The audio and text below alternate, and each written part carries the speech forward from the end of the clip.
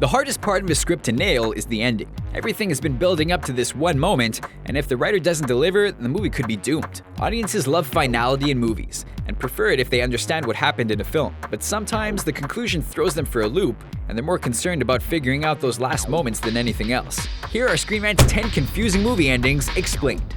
Inception. One of the most famous movie images this decade is Cobb spitting top on the table before Inception cuts hard to black. This launched countless theories debating whether Cobb was in a dream or reality.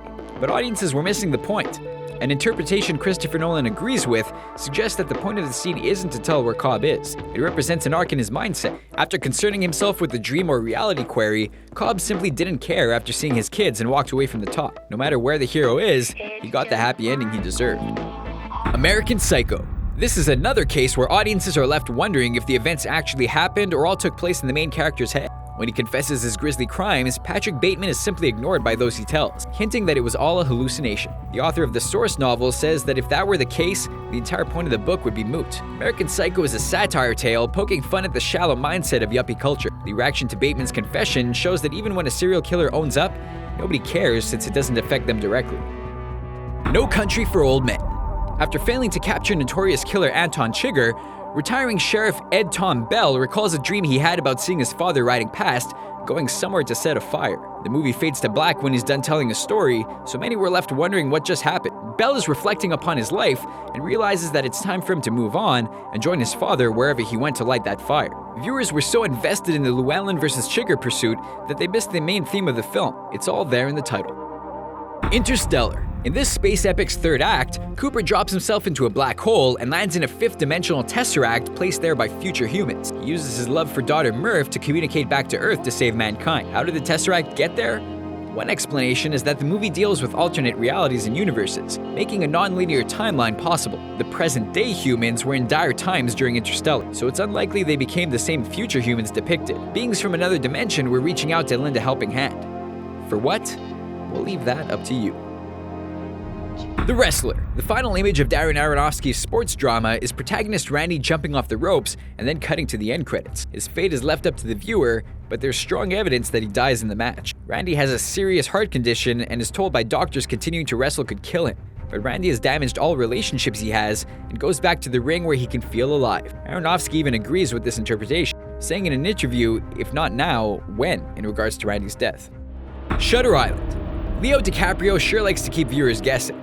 In Shutter Island, his character Teddy Daniels is in for a rude awakening when he learns he's actually a patient at the Ashcliffe Institute, following the trauma he suffered when his wife murdered herself and their children. At long last, his doctors think his illness is cured, but Teddy appears to relapse, leading to a haunting lobotomy. In his mind, living as the monster who killed his family would be worse than dying as the good man who came to terms with it all. Which would be worse?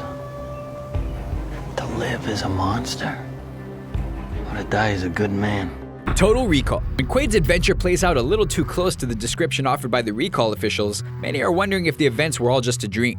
It was intentionally left ambiguous, but director Paul Verhoeven believes it all took place in the hero's head. This could happen by Quaid's mind having a violent reaction to the implant process and incorporating things from real life to populate the dream. The name of the program is even Blue Skies on Mars, and love interest Melinda is a fantasy girl that Quaid chose himself before the implant. Things are just a tad coincidental for it to all be real.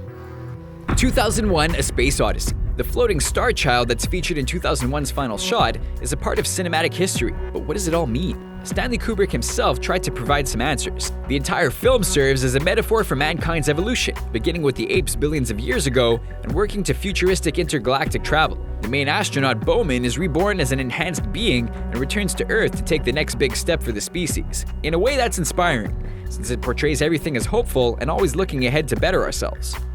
Birdman. When recovering from his self-inflicted gunshot wound in the hospital, actor Regan Thompson opens the window of his room and we never see him again. The last shot is his daughter Sam looking out that same window, smiling at something in the sky. One possible theory is that Regan committed suicide by jumping out the window, at peace with himself after he starred in an acclaimed Broadway play. What Sam sees is her father's free spirit floating up to the heavens for eternity, and she's happy for it. It's dark, but it gives Birdman a poignant finale that taps into strong emotions. Memento. We're not done with you yet, Christopher Nolan. In the director's breakout hit, he takes viewers on a non-linear journey that shows how Teddy became Leonard's John G. Teddy reveals that Leonard killed the real John G a while back. The real John G. I helped you find him over a year ago.